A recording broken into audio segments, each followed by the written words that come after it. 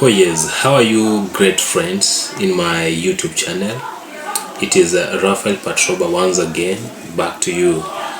Today I have a very triggering topic that I want to handle.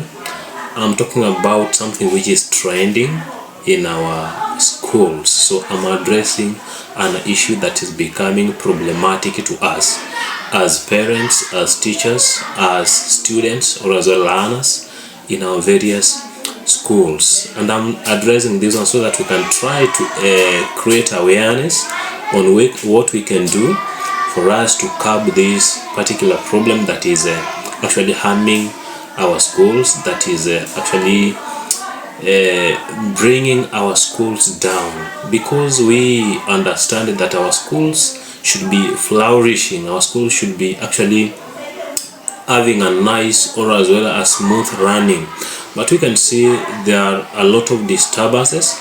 And to be very specific, I'm talking about the school unrest that we are trying to see happen in the current or as well in the days that we have been seeing them happen.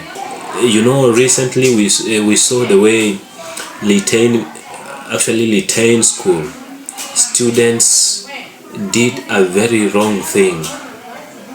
Actually, they caused a lot of problem to the school. They caused a lot of tension to the country.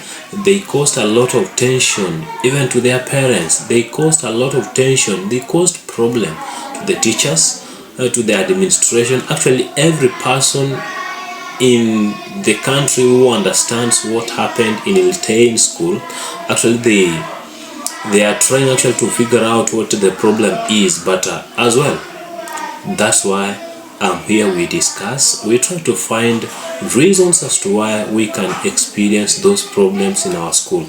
But even before we talk about general reasons that schools or as well students, learners can strike in various schools, we need to understand that in Iltain they say, of course we were not there, but they say that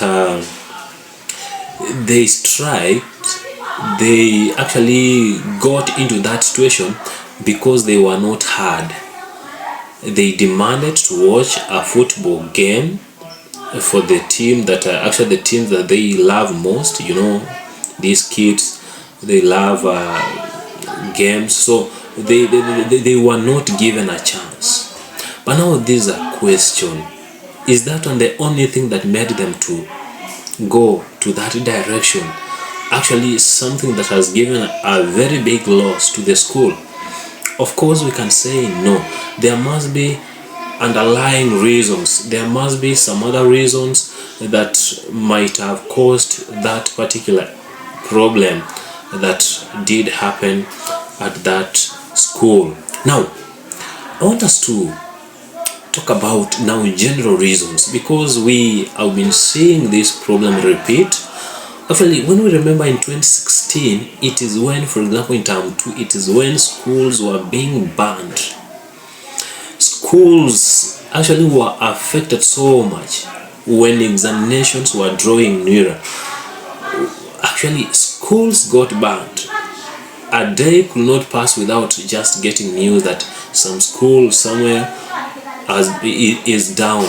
It is down because students have decided. It is down because of this and this. And so I want us to talk about these general reasons. Every school is different and we experience different challenges. And so one of these challenges can be part of the problems that various schools are passing through or they are experiencing.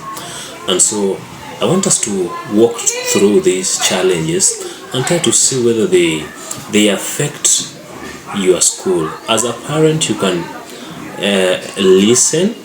Why do you listen to this? So that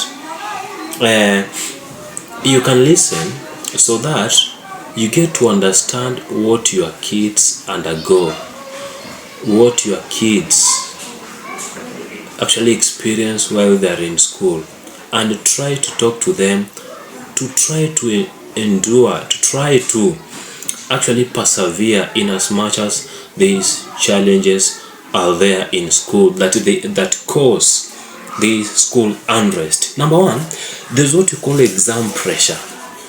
Exam pressure is one of the reasons as to why students actually decide to ban schools. You find that there is academic stress, academic stress and exam pressure. You find that students they're not ready for the examination. Maybe it's a mock examination, maybe it's an internal examination, and they don't want to do that examination. Now they resolve to do what? To strike, so that they affect the process of preparing for that examination for teachers. And so that's how you find some students do that. But that one is avoidable.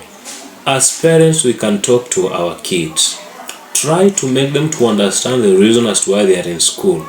As teachers, we can talk to these learners, try to make them understand why they are in school. But at times they don't understand. They have a problem.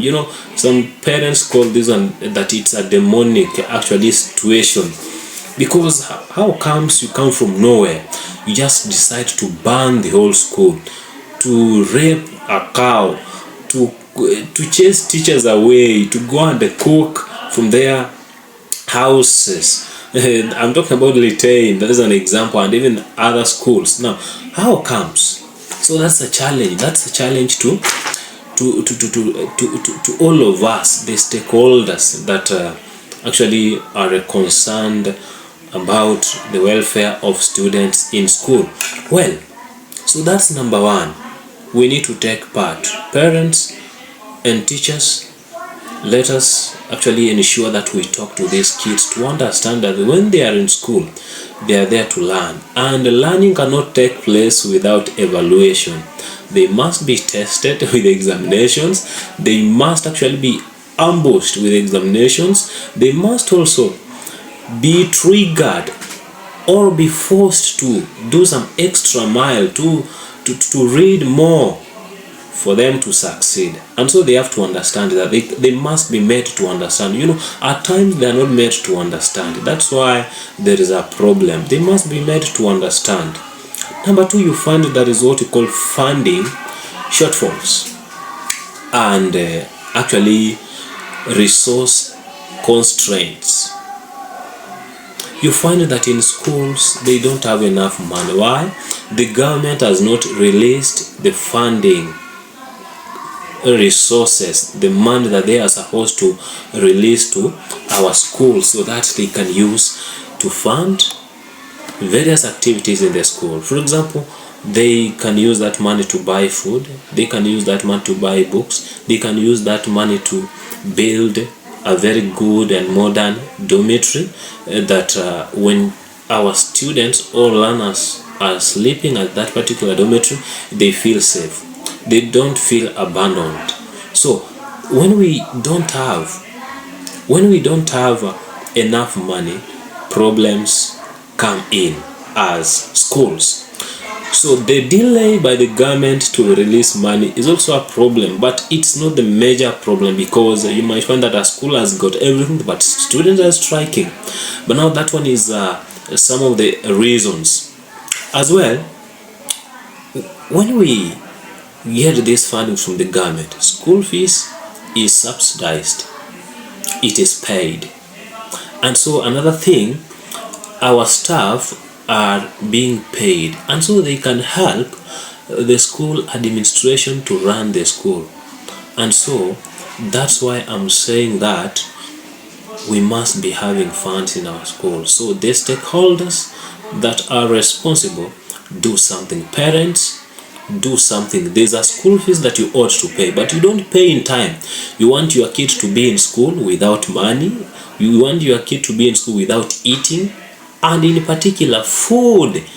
Lack of food can cause a lot in these learners. They are not thinking about anything. They don't pay schools. You are the one who pays. I'm talking to a parent. So these kids will try to actually bring chaos and burn the school, and they get home, they rest, they eat from home. But when a time comes for paying this money, it's you, a parent, who is going to pay for the expenses, for the losses that are being caused by your kid, your very kid. In as much as your kid never did anything, you are going to pay for that. So pray that nothing happens. Another thing is schools are being fed using that money, and also co-curricular activities are being carried out when we have that money. So what I'm trying to say is that when we have money, everything is okay. There are students that cannot actually stay in school.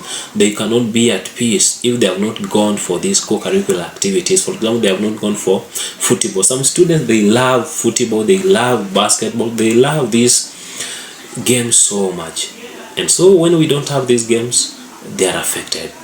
As the administration, at times problems come. You don't have money to sponsor this, you don't have money to support this, and so it is chaotic. So parents pay money. The government, if there is a government official who is going to watch this video, ensure that you try to do the great work of releasing the funds in time. Of course, you're trying so much, we cannot ignore that, but now try to bring efficiency in that. Number 3, we have what we call congestion and what we call infrastructure problems. You find that the school doesn't have enough classes, it doesn't have enough rooms for students to sleep, and so students, they must actually question, they must ask questions, and in the process you find some students have triggered, they have affected the rest of the students, and now they want to bring chaos in the school, and that's how chaos comes.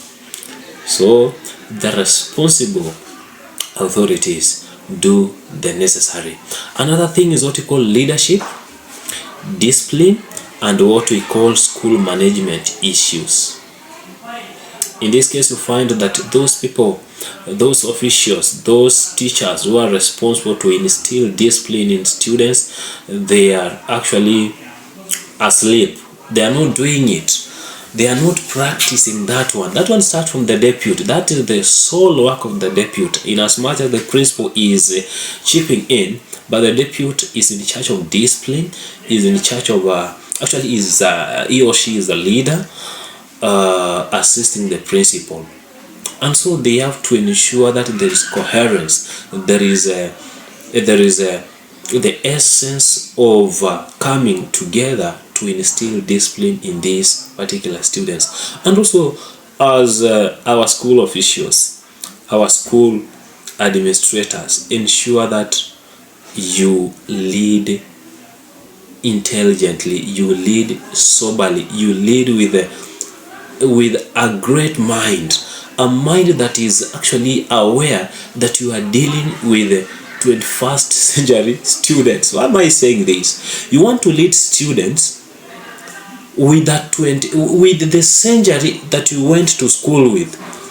You want to lead students of 21st century with the mind of the time you went to school. That one cannot happen. That's why we are called teachers. We actually adjust to the environment, we adjust to situations, and so ensure that you cope up, ensure that you rhyme, ensure that you get into the shoes of these modern students.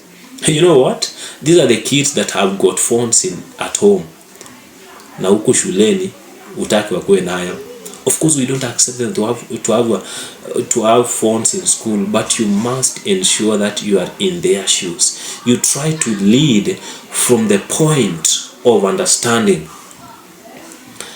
Oh yes, you must know that. That's why schools are getting banned, because of the thick-headed principals, because of principals and administrators who do not understand kids, who do not understand students. You are not actually, you don't meet, you are parallel to each other. You don't meet anywhere, because the personalities are different, because the thinking is different. Of course, you cannot be thinking the same as your learners, but you need to understand these learners are modern.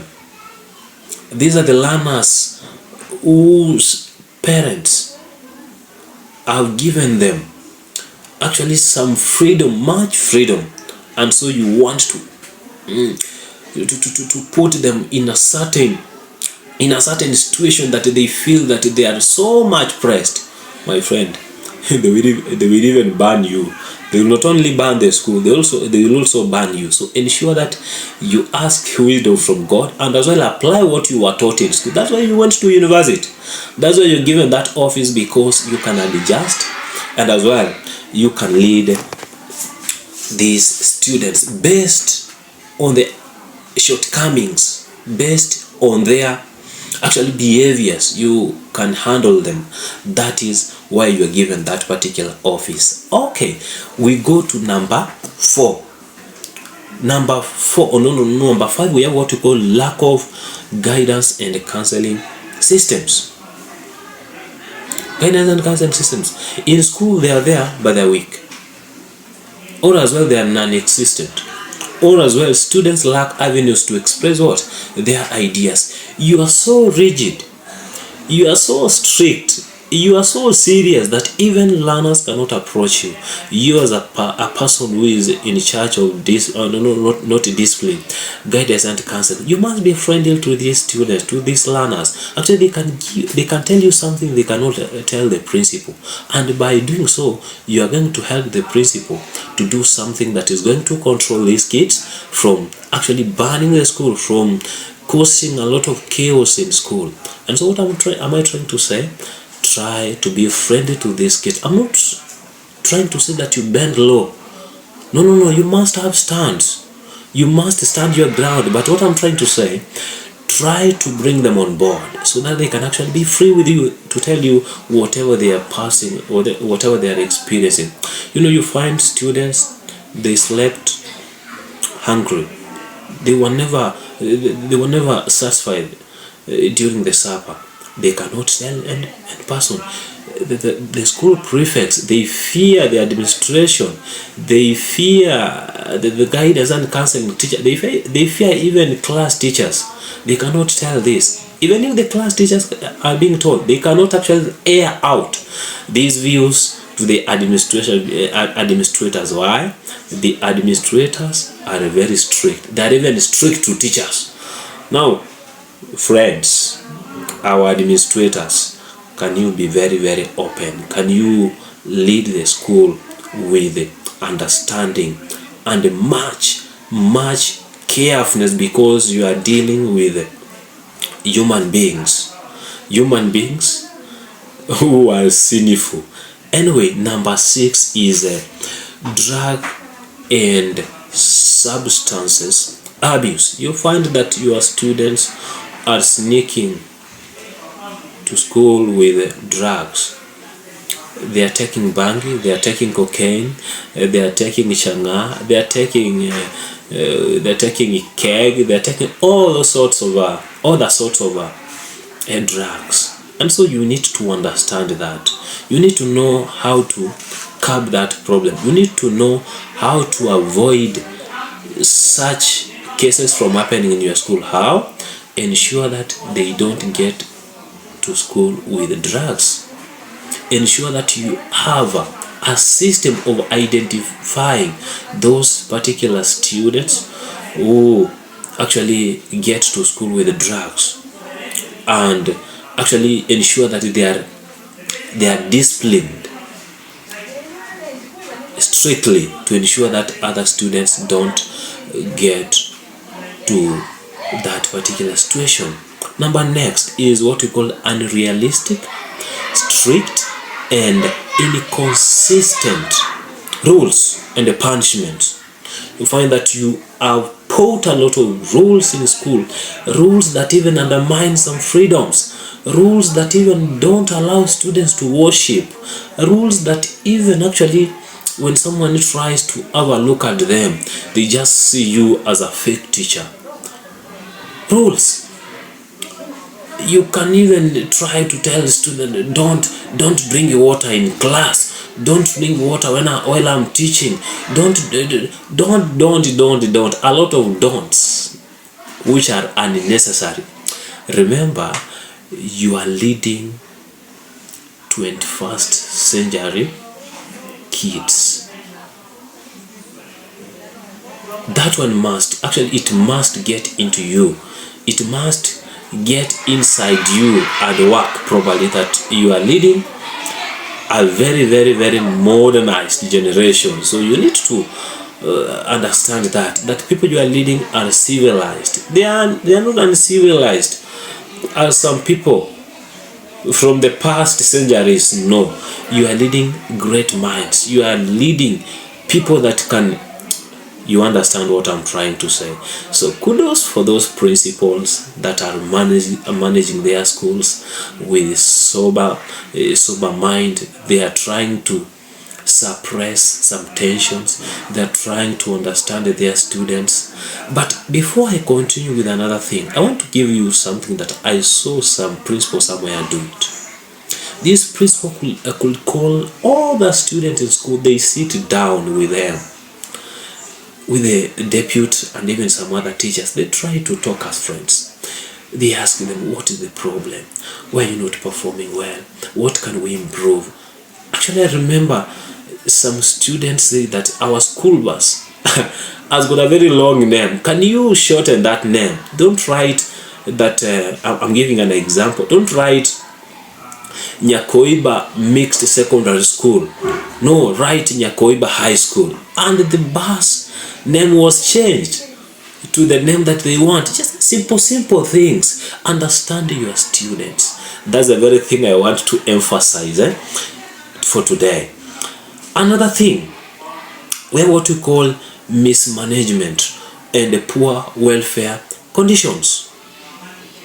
Mismanagement and the poor welfare conditions.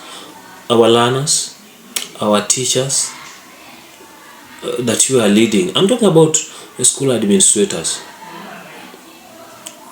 And then I narrow down to those that have been given some roles.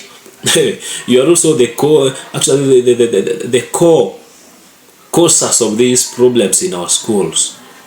Ensure you understand your role. You are given a role to ensure that our kids, our learners, they eat well in school. You are in charge of that, but you are not taking that one seriously. Our students are missing basic needs. They are missing food. They are missing a place to sleep comfortably. And then you expect them to pass the examination and you start punishing them. They have not passed examinations. No, that one cannot happen. Ensure that there is what you call good management, good welfare progress in our schools. Ensure that our students are well in school. Imagine you find that some schools, they don't have even a fence, and yet the government is funding those schools. Where do you take the money? What we are trying to say, let us ensure that there is safety in our schools. Safety is part of actually proper welfare condition. Ensure that that one is catered for. Anyway guys, that is our talk for today, and I want to say that may God bless you. Thank you for listening to me, and I want to urge you that if today is your first day to listen to me, try to support me by subscribing to my YouTube channel. Otherwise, we shall keep on learning together, and as well you can reach to me through the comment section on what you want me to talk about. Otherwise, bye, blessings, subscribe, and that's the only way of supporting Raphael Patroba, your friend. Thank you.